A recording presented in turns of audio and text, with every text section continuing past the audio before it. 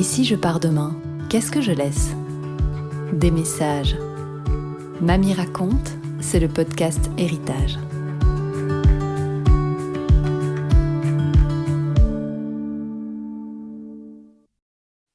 J'adore le dimanche matin. Je suis souvent la première levée, alors je veille à ne pas faire de bruit et je file dans la cuisine pour jouer. Jouer pour moi, ça veut dire créer un album photo, préparer des vacances ou rêver en programmant un nouveau séjour. C'est aussi surfer sur le net à la recherche d'idées de déco que je mettrai sans doute jamais en place, ou bien c'est rédiger des listes de choses à faire, écrire une histoire, ou simplement regarder le jardin et écouter les oiseaux, ou immortaliser un rayon de soleil en prenant 10 photos. À côté de moi, le chien n'essaie même pas de me ramener sa balle. C'est comme si elle savait que le dimanche matin, c'est mon moment à moi, et il ne faut pas m'interrompre tandis que je recharge mes batteries. Pendant ce temps-là, les autres, ils pioncent.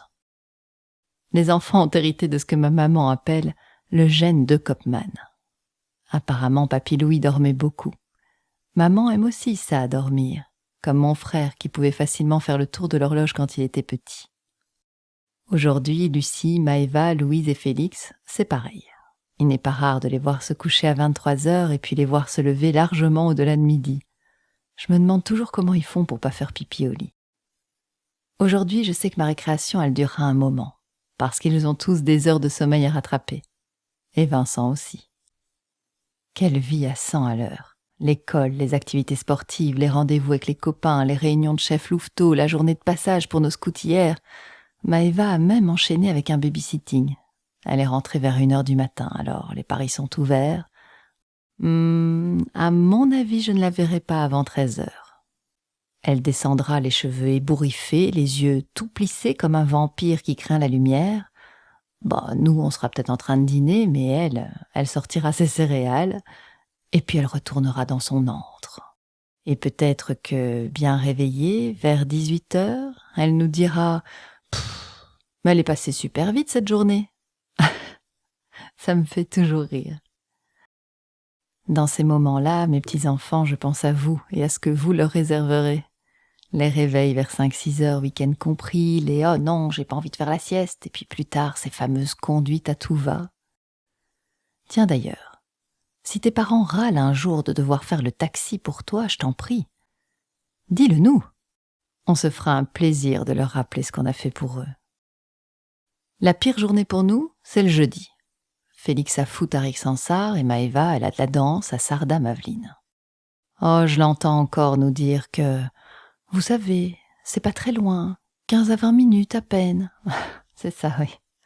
Vincent en a pour une bonne petite demi-heure de route. Mais ce qui est chouette, c'est que ils en profitent pour élaborer de nouvelles idées.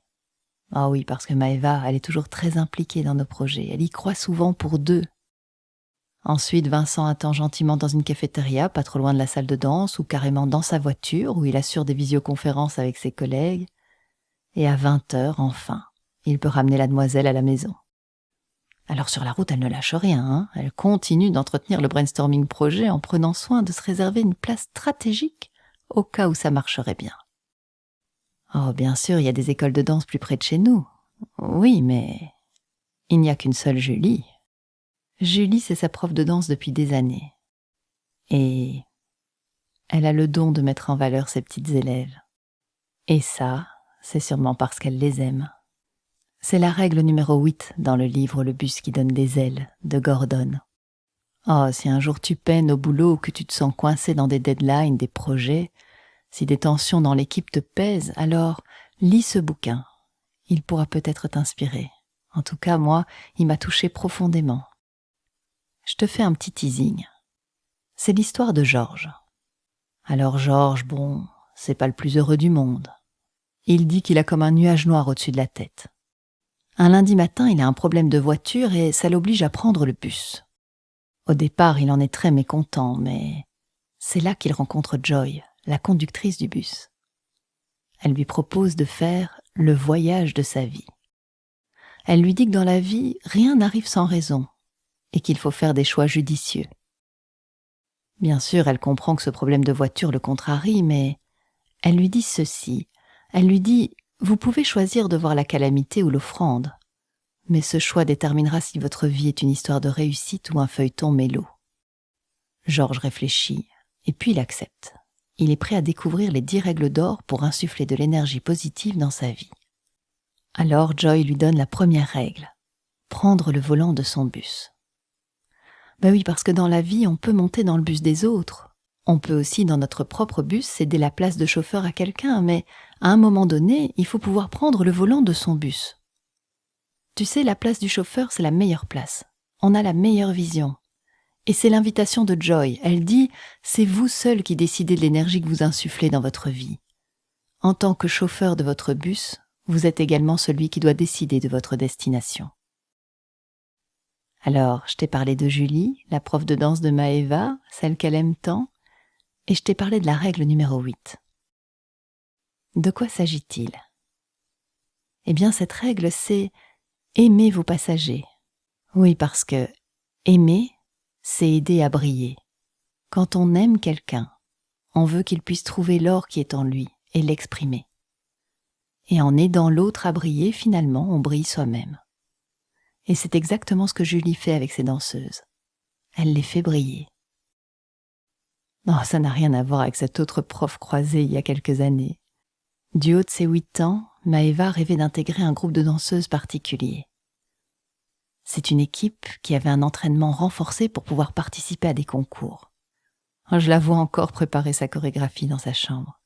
C'était parfois maladroit, mais elle y mettait tout son cœur. Elle avait même contacté Julie qui lui avait donné cours pendant un stage d'été. Julie terminait un contrat dans une école près de chez nous et elle allait enfin réaliser son rêve, lancer sa propre école de danse. Bon, alors malheureusement, malgré cette préparation, Maëva n'a pas été sélectionnée. Elle était un peu déçue, mais elle a tout de suite rebondi. Elle s'est inscrite dans plus de cours pour travailler encore plus et mieux se préparer à l'audition suivante. Ah, on a vu notre forfait parent-taxi exploser cette année-là avec les conduites pratiquement tous les jours. Et puis, un samedi, je me souviens de ce moment comme si c'était hier. À la sortie d'un cours, sa prof vient me voir et me dit tout ce qui ne va pas. Le port des bras, les jambes, la tête. Maëva, elle est à côté de moi, elle est silencieuse, elle écoute. Et puis tombe cette question brutale, surprenante. « Dis, quand je te vois, Maëva, je me demande, tu aimes la danse ou quoi ?» J'étais estomaquée. Est-ce que j'avais bien entendu ? Maëva a répondu que oui, bien sûr, mais j'ai vu sa peine, sa petite lèvre qui tremblait, elle se retenait pour pas pleurer là devant tout le monde et puis sûrement pas devant cette prof qui semblait pas mesurer l'impact de ses propos. Alors, on a filé hors de l'école et c'est dans ma voiture qu'elle a complètement craqué. Alors ça, tu vois, ce n'est pas aider à briller. J'ai essayé de comprendre. Partant du principe que derrière chaque comportement il y a une intention positive, je me suis dit que la prof devait avoir une bonne raison de tailler ainsi une gamine de cet âge. Mais je t'avoue qu'à l'heure actuelle, j'ai pas encore trouvé la réponse. Alors je me dis que c'est peut-être ce que Joy entend par la règle numéro 6. Cette règle, c'est « apposer une affiche sur votre bus, interdit aux vampires énergivores ». Pour Joy, la vie a une telle importance qu'il faut veiller à sélectionner les passagers que tu invites à bord de ton bus. On n'a pas de temps à perdre avec des gens qui nous bouffent notre énergie, tu comprends ? Ok, mais alors, que faut-il faire ? Eh bien, Joy propose de d'abord rencontrer le vampire pour discuter, comprendre, aplanir, retrouver le lien. Mais si le vampire reste un vampire, il n'y a qu'une chose à faire. Lui dire que « Ok, pour toi c'est le terminus. Ciao, tu descends ici. » Bon alors tu vois, on n'a pas suivi ce conseil, Maëva et moi. On n'est pas allé discuter avec la prof. On ne s'est pas donné l'occasion de continuer le voyage ensemble, plus sereinement. Maëva, elle a simplement choisi de quitter ce bus-là pour monter dans celui de Julie, aussi loin de chez nous soit-il.